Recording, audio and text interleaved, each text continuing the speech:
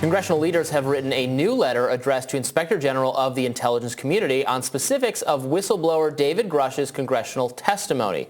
Congressman Tim Burchett tweeted yesterday, during the UAP hearing, David Grusch testified he could not provide specific details about UAP crash retrieval programs or reverse engineering programs, but said the intelligence community Inspector General could.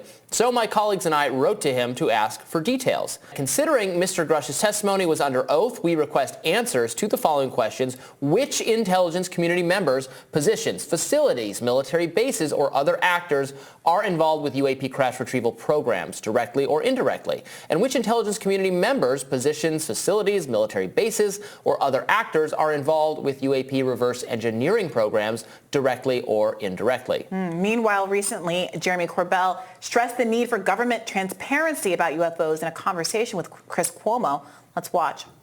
Why do you know nothing? Why do I know nothing? That's what this is about. Transparency, which breeds trust. And the government knows a lot more. Why won't it tell you? Simple explanations are simply lacking. These programs have been sequestered into private industry illegally as a way to avoid Freedom of Information Act requests on these technologies.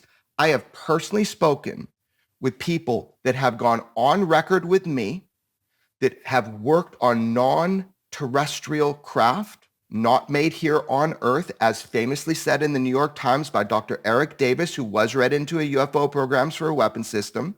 Who gives you the right? I never asked you, I never told you to shield me from what the reality and the truth of the world is.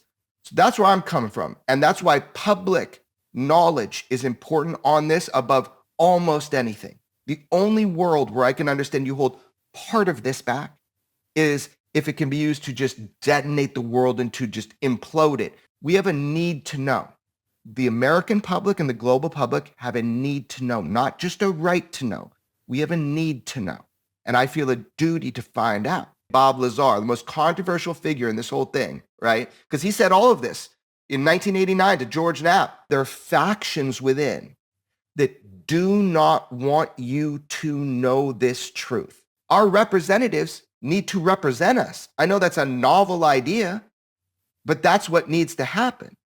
People know a lot more than they're saying, and they don't want you to know. And that's a problem, but we got the medicine.